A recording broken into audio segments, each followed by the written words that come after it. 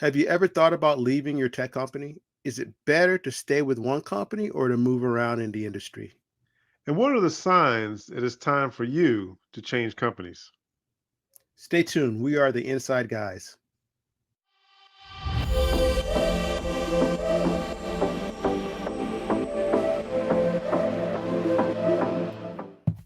So, David, great to see you here. Let me ask you now, when you were at Microsoft, you worked in a lot of different roles.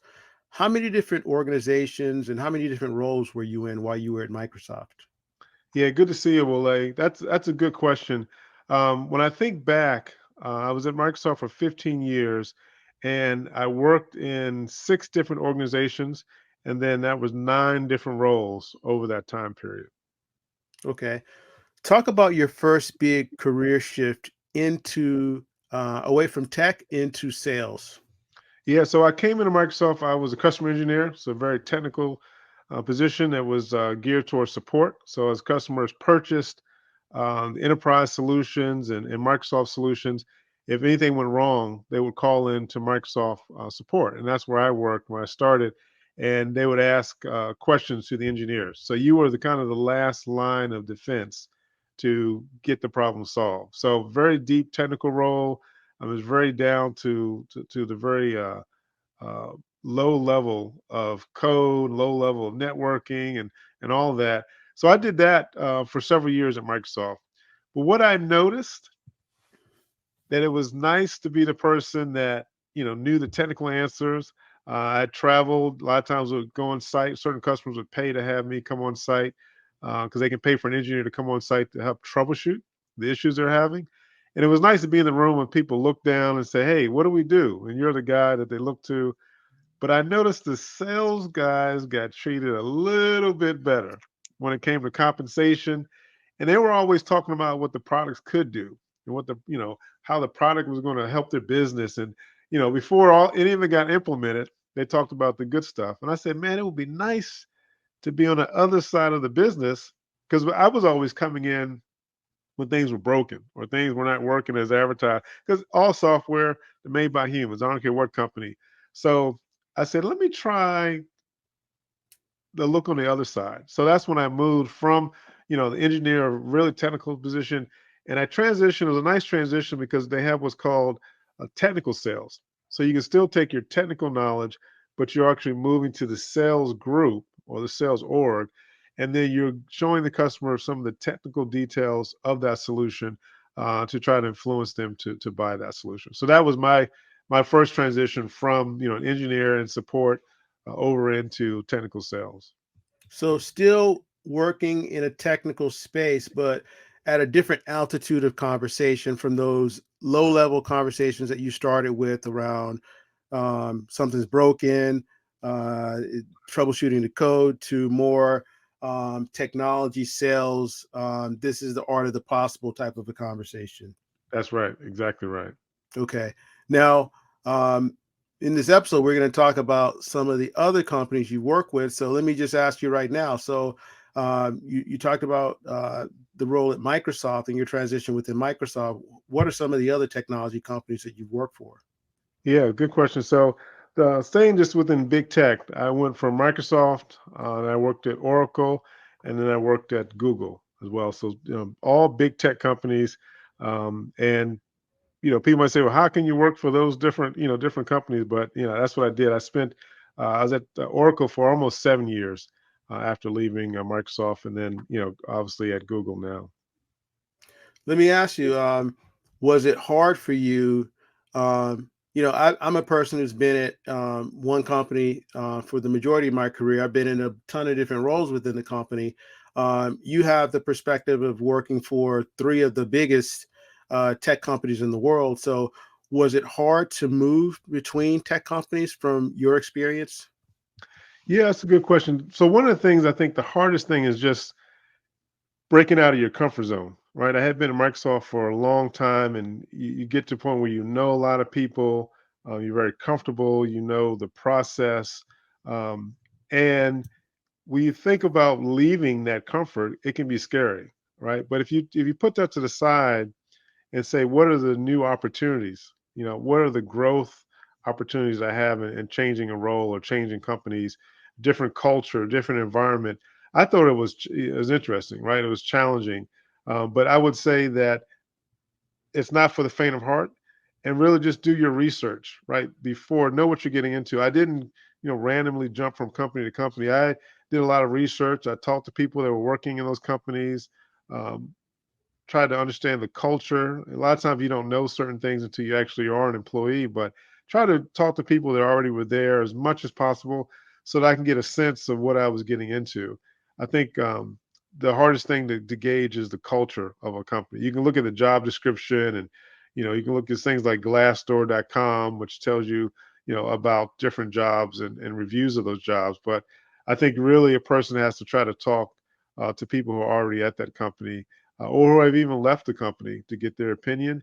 So I did a lot of research and I targeted Oracle when I was going into Oracle. And then as I left Oracle, I was targeting Google. I interviewed at Amazon as well and a few other companies, but I landed at Google coming from Oracle.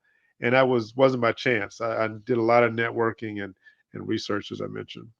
So it sounds very deliberate, and Yeah. a recurring theme throughout a lot of our videos is networking. So you talked about your network, and so obviously it sounds like your network extended outside of the companies that you work for. So, and you mentioned a couple of times talking to folks within your network to learn about the companies that you were thinking about working for. Talk about some of the important questions to ask. I mean, I'd be curious if there's anyone out there who is thinking about transitioning to a new company, or have transitioned. Please put in the comments below some of the questions that you ask or some of the things you think about. But Dave, from you, I wanted to hear, what are some of those questions you would ask going into what might be an unknown as far as working for a different company? Yeah, that's good. This is something I've done since I was a teenager, right? And I was taught this. It wasn't something that I just did on my own, but my mom told me when I think I was 15, and I was talking about, I had a paper route, and there was a gentleman in the neighborhood, and he would come home early every day. Always had, shirt and tie job, but he was home before a lot of other people, right? It seemed like he had a lot more flexibility. And she said, ask him what he does, you know. And I said, oh, I didn't think about that.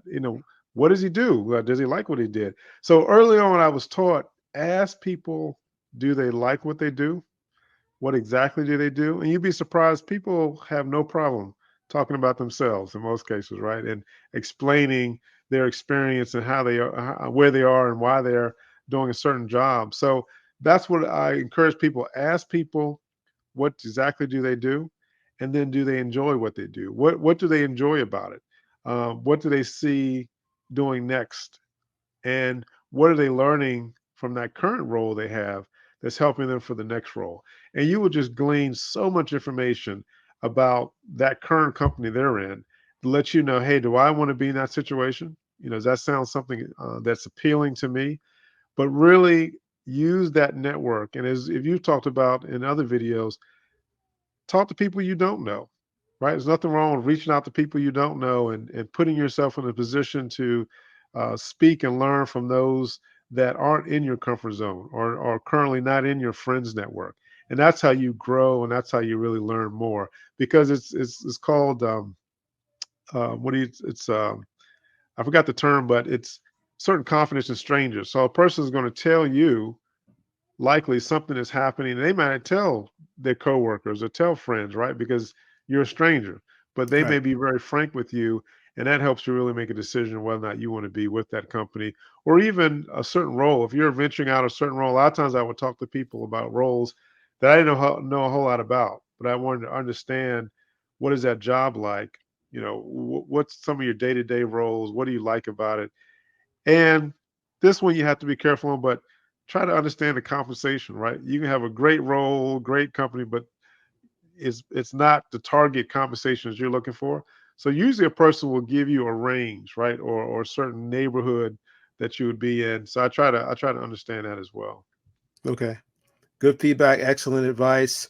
So I have another question that has come to mind for me. So Now, all of these companies that you work for are major tech companies, major software companies, and they all happen to compete against each other. Yeah. So, my question for you is, in the process of changing from one of these companies and going to a competitor, how have you felt about that? Has loyalty come into your mind? Loyalty to your current company come into mind, or are you more of like a mercenary? Like how do you deal with that? How do you address that? What are your thoughts? Yeah, that's interesting that you put it that way because sometimes you can't feel like a mercenary, right? You're going to the highest bidder. But I always looked at it, my number one loyalty is to my family and myself, right? To make sure I provide and provide a future. So at the end of the day, one of the things that I noticed, and I was when I was at Microsoft a long time, for a while I just could not see myself being anywhere else except Microsoft, right? It great company, still a great company. I learned a lot. It provided me a lot of life experiences that I may not otherwise have had. However, I noticed there were executives that were leaving Microsoft and going to taking other roles and other positions. And I said, wait a minute. If this is the only place that you ever can work, how come these executives are taking new roles and taking new positions?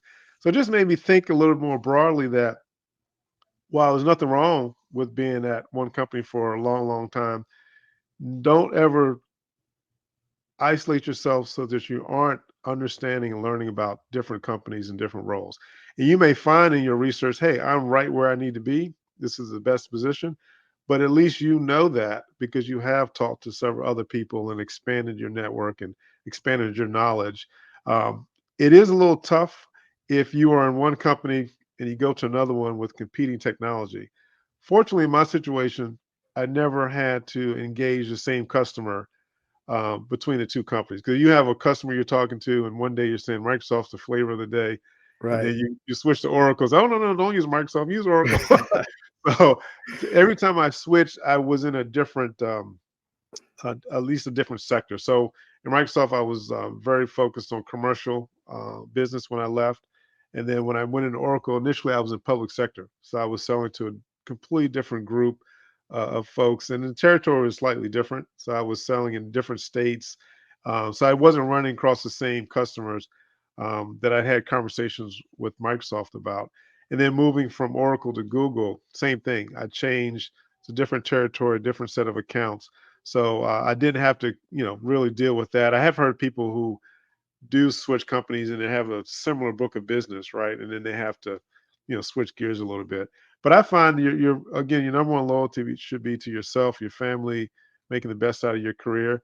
And again, I looked at others that were many levels above me, and I saw they were moving when it was advantageous. And you can, like I said, I think you said in another video, you can always come back, right? You go out and try something. If you've learned and made yourself even better, coming back, you could always make that a possibility as well. That's a great point. I mean, um, in the same way that I talked about these companies as competitors, as you're exiting, as you go from maybe as you return to your previous company, that experience with the competitor is super valuable. Right. And I know that because we've hired a lot of folks from our various competitors, and we're kind of all over them trying to understand Yeah. um, what we should be doing, how we could be doing things better, etc. So that's great feedback. Another question, and this is a question I'm sure that a lot of people in our industry have. I mean, there's this theory that the best way to get a raise in our industry, in the tech industry, is to actually move between companies. Yeah. Um, is the best way to increase your salary. So I'm wondering if, just from your experience or experience of others who have, traveled the same path, like what's your perspective on that? Yeah, that's a mixed bag. And I've heard that thought or mindset that in order to get the next bump up, you have to leave. And I think that's really based on the individual, is based on the type of role you have. Um, there's a lot of that's very complex, right? It isn't automatic. You leave company, you're going to get a raise or nice bump to the next level of compensation. You may be able to do that just by changing roles within the organization. You also don't want to miss out on a promotion that could be coming your way. You spent time in a role, time in the org, and unbeknownst to you, there's a promo that's coming that's going to give you that next bump or give you that next level of compensation. So you really have to understand and have that relationship with your current manager to understand where you are so that you can add that to the equation or whether or not you should leave either that division or organization, stay within the same company, or leave and go to another company. Now, certainly there are places where you've hit the ceiling, so to speak. You can't, your manager's not going anywhere, your manager's not going anywhere, and you're, want to have a vertical velocity. Then in that case, you may have to look at leaving the company and going somewhere else to get that next level of responsibility. But I wouldn't say it's automatic that you're going to get compensation increase. And there's all types of classes about negotiating your next salary, and ask for ask for $250,000 yearly salary, and you'll get 225. Currently you're making 190 or something like that, right? You always put it really high, but that doesn't always work.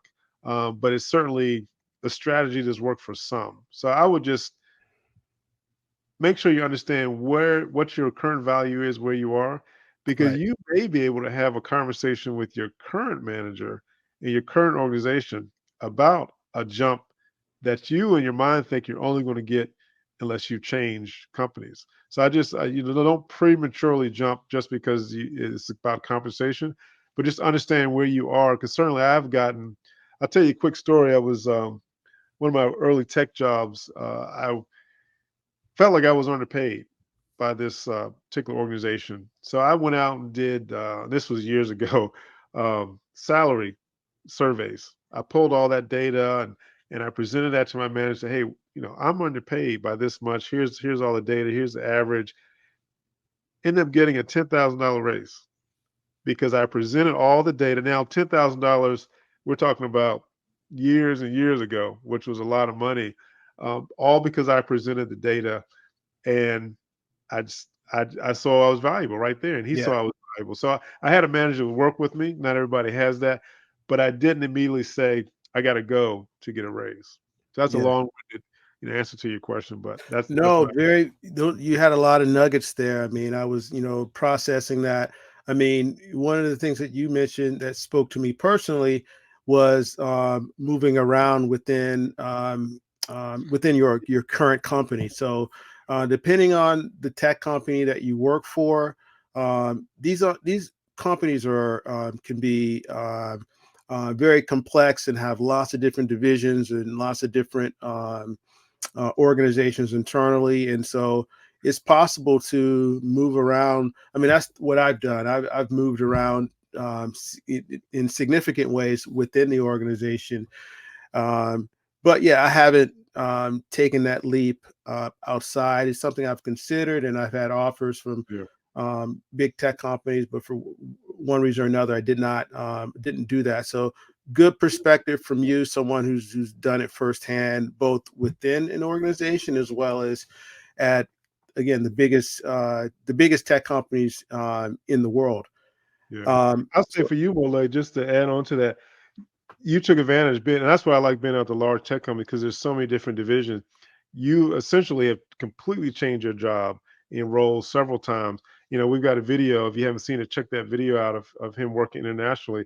So you can, really just, if you want to change, put yourself in a different position, make sure you do the research about the company, and even if it's a medium or large, make sure you understand what are your opportunities that you can leverage right within the same company. Keep your seniority, keep all the things that you've built up in that current role. yeah, and actually, that point reminds me of a conversation I was having with someone internally just this week, and it goes back to, people are going to feel like we're beating a dead horse, if you will, but networking. So, um, there's an opportunity. People may not necessarily see the opportunities to network that are right in front of them. And so the conversation I was having with one of my colleagues was that, hey, when you're on a call with someone from a different organization, be it engineering or all these different stakeholders who are involved in deals that you or your team are managing, Yeah. those other people are a network. They're potential Yes. people to lean into, have conversations with, and get to know. That's exactly what I've done throughout my career. Um, Having conversations, extending conversations with what might seem like the most unlikely people Right. um, from an organizational perspective. But I find some of the ways that we have synergies, and we turn those synergies into symbiotic relationships and Right. opportunities for us to work together. And then from there, professional friendships, and then that's pretty much all the opportunities I've been in have arisen. So Yeah. take advantage of those. Don't just stay within your immediate circle, your immediate organization. One of the Yeah. benefits of working in for a tech company is that there's a lot of different divisions, there's a lot of different groups, there's a lot of different organizations within. Right. And when you have an opportunity to work with anyone who is doing something that is potentially interesting to you or that you want to learn more about, take those opportunities. Yeah. Agree. Agree. So Dave, so one of the, I guess natural question is how has your experience from one company help you differentiate as you enter a new company? Like, how does that come into play? Yeah, that's been something that I've tried to leverage, right? Each time I changed company, try to make sure it positioned me for the next role or the next company. And I didn't set off saying I'm going to work in these three different big tech companies. But one of the things that working in Microsoft, it gave me a very broad view of business from both the technical side and the sales side. It allowed me to travel internationally. I think I went to a total of something like 8 or 9 countries, right, while I was at Microsoft. So it just really opened my mind and vision about where I wanted to work, what kind of roles I wanted to play, and the more I interacted with other people at other companies, and also, as I mentioned in another video, I talked to people, and as you mentioned, educated myself on what other people are doing in other roles and other companies. And one of the things I try to make sure that each of my experience was transferable, right? So I try to make sure my customer skills, my deal strategy skills, product knowledge, right? So Microsoft has very unique technology, but am I expanding my cloud knowledge? Am I expanding my security knowledge? And I try to make sure I had a certification that was outside of my current company, but just was an industry standard. That way I knew it was something that was portable as I went to different companies. But those experiences and education, I try to make sure was something that applied to wherever I worked. Again, if it was sales training or if it was technical training, is it industry training and not just unique to the product of the company that I'm at? And I've done that each time I've moved. I try to make sure I added something to my resume or something to my knowledge that could be used at any company and at any time. Hopefully that answered your question. Yeah, it does. And, I only have one more question, and this is kind of a broad question. Some of it you've touched on, but, I guess my last question is very general, but what did you learn as you moved across all the different companies that you've worked for? Yeah. So all the big tech companies are not the same. The cultures are very unique. The how people interact is unique. Microsoft culture is very unique, very team oriented, working together, making sure you continue to grow and add to the company. Oracle's culture was much different. It was a high performance individual performance focused company. I stayed in the same division as for 7 years. I'm sorry, I did two divisions at Oracle over 7 years compared to the 8 or 9 I did at Microsoft. But that culture was very different, right? They didn't do a lot of encouraging to jump around. If you found a role you liked, you did it well, you just stayed in that role, and they just paid you a lot of money to stay in that role, right? So I wasn't incented to do other things there. But then now I see in Google is very much talking about being able to work in different divisions, different areas.